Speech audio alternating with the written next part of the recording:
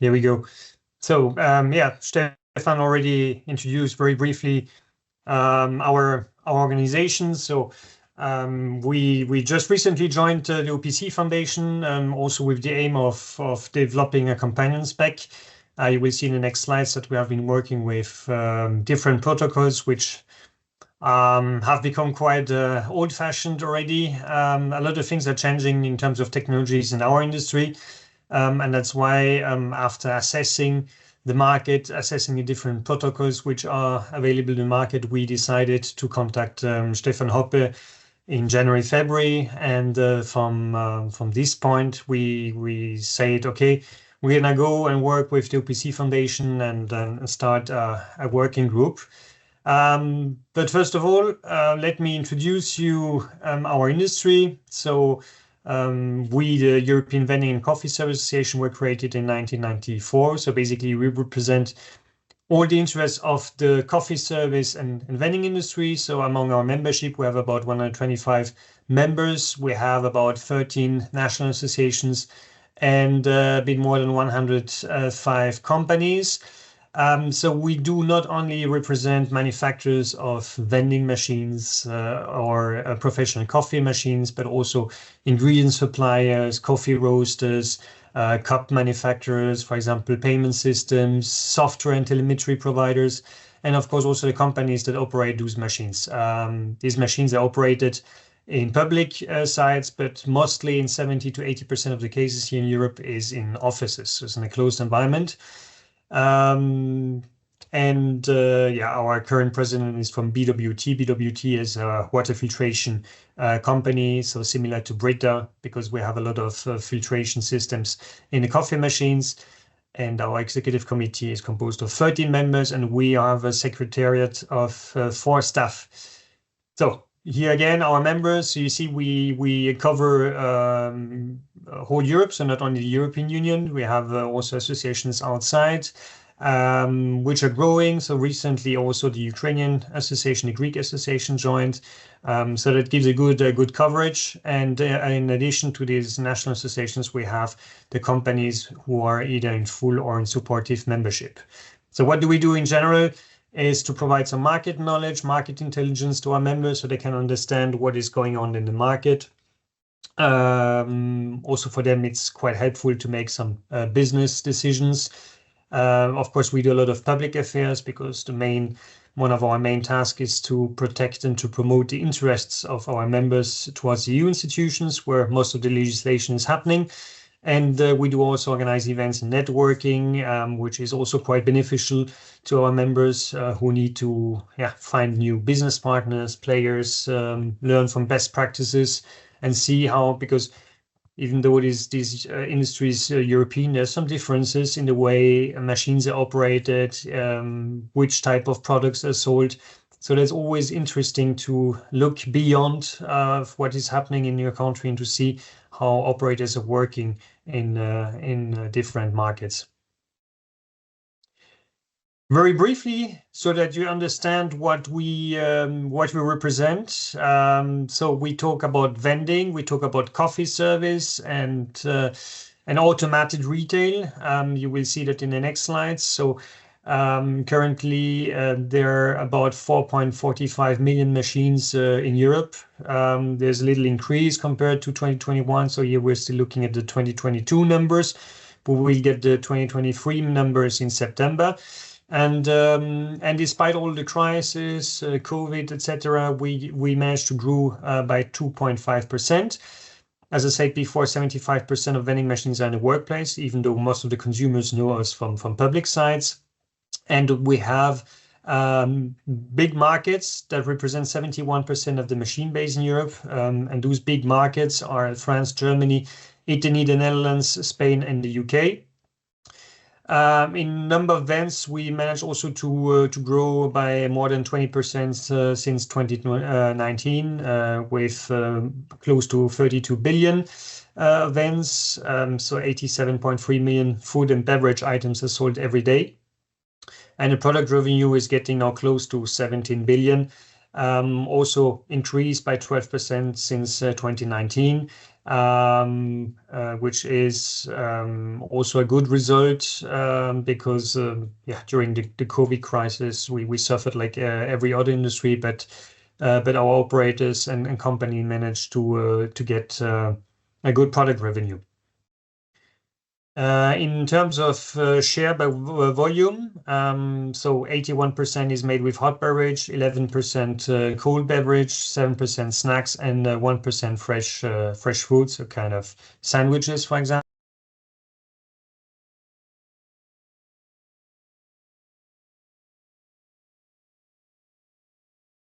Erwin, you muted yourself by accident. Can you unmute yourself?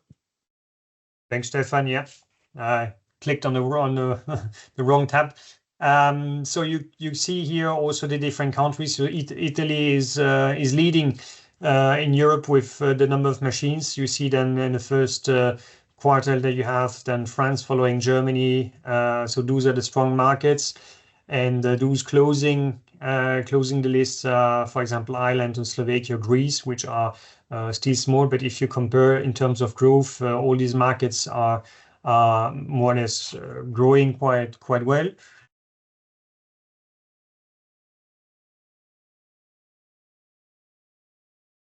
Then in the overall machine field-based composition, you see the split between the different machine categories, between hot beverage, OCS. So we talk about the tabletop machines, hot beverage vending, the machines which are dedicated to cold drinks, snack dedicated in combis. You see here on the top for Europe that 34% are these tabletop machines, followed by the vending machines, the freestanding one, 32%.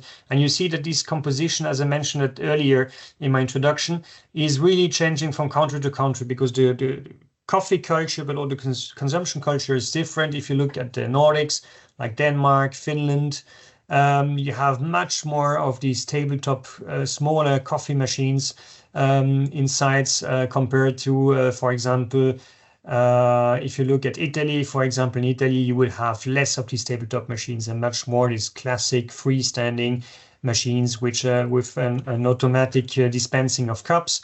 So they see there's slight differences among the countries, because the way of consumption is really different. Then I talked about, so here we covered vending, office service. Then we have also some new business models appearing in the markets. We're talking about micro markets. Micro markets are small unattended shops, which are now also operated by our vending operators. Of course, you see also in retail that these things are happening. So that's why I was talking about these new technologies. We are talking here about cashless systems, telemetry. There is no cash involved in most of these micro markets. And you see that this micro market field base is growing, not as fast as we thought. If you compare to the US, like in the US, it started more or less 15 years ago. And micro markets now are generating more growth than classic vending. So there has been really a move towards micro markets in the US. Then we were expecting it more or less there's the same trend in Europe, but it's not as rapid. So vending is still popular and still has its objectives to meet consumers' expectations. But you see Russia, for example, Sweden are leading, because they have more than 1,000 or 2,000 of these micro markets. If you look more towards the south of Europe, or the more classic markets like France, the number is still very little. But we think that these will grow, like the smart fridges, also kind of coolers, which are unattended, where you have to open the door after verification with your credit card, for example. And those are machines now, business models, which are quite helpful also to replace canteens. You know that after COVID, a lot of companies closed down canteens, also due to homework. And these kind of smart fridges, micro markets, could be a good alternative in some offices to offer meal options, for example. So I talked here about smart fridges. So the total feed base is now about 2,000 smart fridges. And they're using different technologies, so RFID or weight sensing, vision systems. So we have cameras also inside. You see that a lot of these new technologies are involved. So it's much more developed than 20 years ago, where a vending machine was just a coin acceptor and everything mechanical. So now it's getting much more digital. Here, just to give you an understanding of the machines we're talking about. So I was saying hot beverage OCS, so office coffee service, is basically the service that you offer in offices where people just help themselves, putting their own cup. And you have machines working with fresh beans, with ground coffee, instant coffee. So some other machines, like in Italy, will work much more with capsules, pouches, or sachets. Then I talked about the freestanding machines, those with automatic cup dispensing, but also to have this kind of type of coffee corners, which are getting more popular also in public sites, where you have some collaboration with famous roasters. Then the micro markets I talked about. Here you see also some pictures how it looks like. There are about 30 SKUs. Sometimes you have even a microwave which is included, so you can heat up some of the meals which are offered. And usually you have only one till. So instead of paying at each machine, you just help yourself. Everything is scanned either automatically when you take it out of the smart fridge, or you scan it then at the till. So that's a new way of operating, and that our classic vending operators are now using. So what's behind our machines? That's why we also want to have a new companion spec with OPC UA. If you look at these different machines, you see that there are ingredients which are supplied, different ingredients, snacks, fresh food, cold beverages, hot drinks, coffee, tea. Then you have payment systems, cash and cashless. You have telemetry and connected machines, touch screens, and data which have to be sent to the back office. And there are cups also which are used, which need to be dispensed either by the machine or at least put next to the machine. Here to the use phase of a snack vending machine. So you see that the lifespan is quite long. So the machine is bought by a vending operator, is placed at a client. Usually it gets removed after 5 years, then gets refurbished by that operator. Some components are exchanged, or there is going to be, so in terms of refurbishment means you use old machines and you're going to add, for example, telemetry device, you're going to use a touch screen. Machine gets placed for a second time at the client and gets removed after 5 and 10 years. And then there's still a second-hand market for some of the components. You see, lifespan is quite long. So it's not like other industries where you just buy something for 5-6 years and just scrap it. The machine just is kept for a long time, and that's why we have issues also with protocols, because we still have operators using machines which are 15-20 years old, and the PC controller, the vending machine controller, is not capable, for example, to function with cashless systems. So either you buy a new machine or you make some updates, but in certain cases it's better to buy a new machines. But just to get an understanding of the market, that you have a lot of older machines in some of the markets which are there, which have been refurbished, which are quite very functional, but are not up to date in terms of technologies or software. The same is more or less applied for these coffee machines, where they have also it's a shorter lifespan for a snack machine, for example, but there's always a possibility to change some of the components. So also, if you want to change the brewing unit or the grinder, that's still possible and can be used for a second site. So just to keep in mind that we have, there's an old legacy in the market and we have to cope with it. So here again, I recap freestanding machines you see here. You have coffee beans, ingredients and powders, cups, payment systems, water filter. So you just don't see the box in front of you. You have a touchscreen also in front of it. It's quite complex because you have a lot of different peripherals and ingredients inside. Here, just a quick overview, but I think that's not so relevant to you. But we have a lot of serial interfaces in vending, which are very old.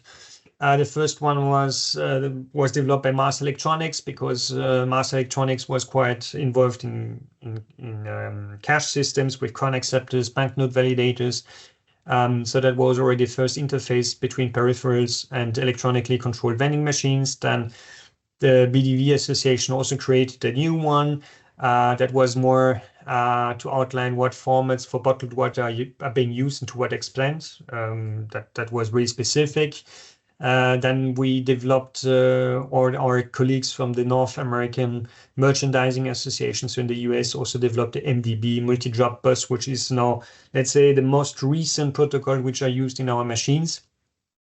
That was adopted in 1994. There has been a few versions that were updated. The last one is 4.3. But this one is still not completely rolled out, so it's working. So some of the companies still work with the executive protocol from the 80s, which is linked to the payment system. MDB is linked to the vending machine controller.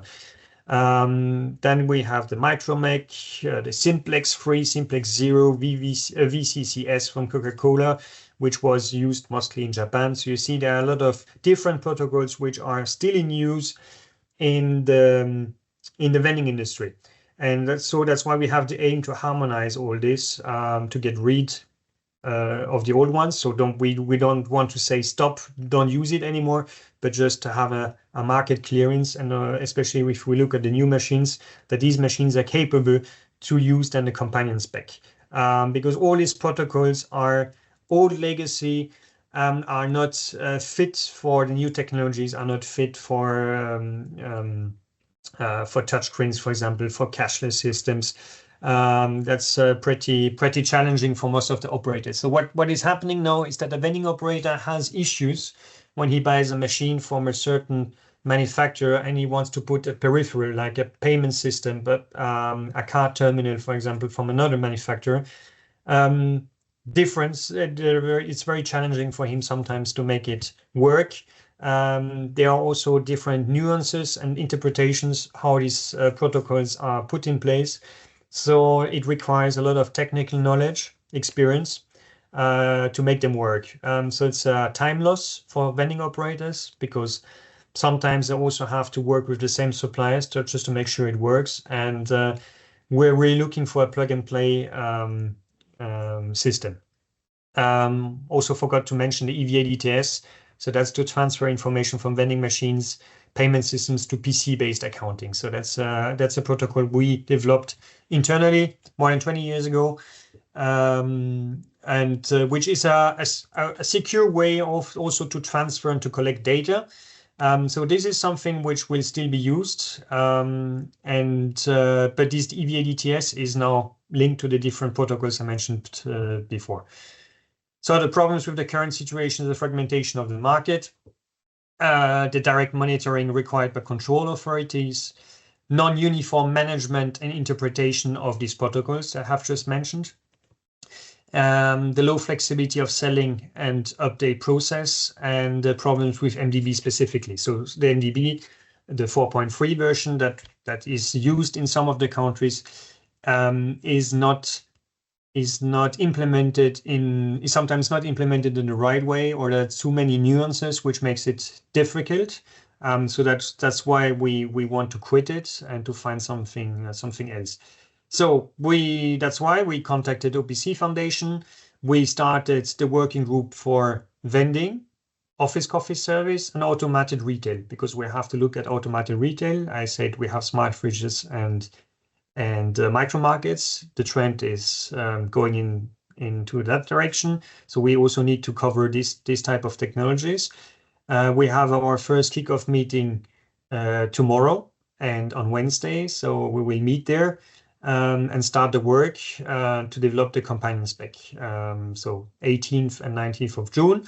Then we're gonna organize a few hackathons and make sure that we edit the companion spec rightly and based on the different use cases we have in our industry. So the aim is to finish everything by fourth quarter 2025. That's our aim. And yeah, we're looking forward to tomorrow. I think an invitation was sent out by the OPC Foundation also to listen to the presentation of this companion spec.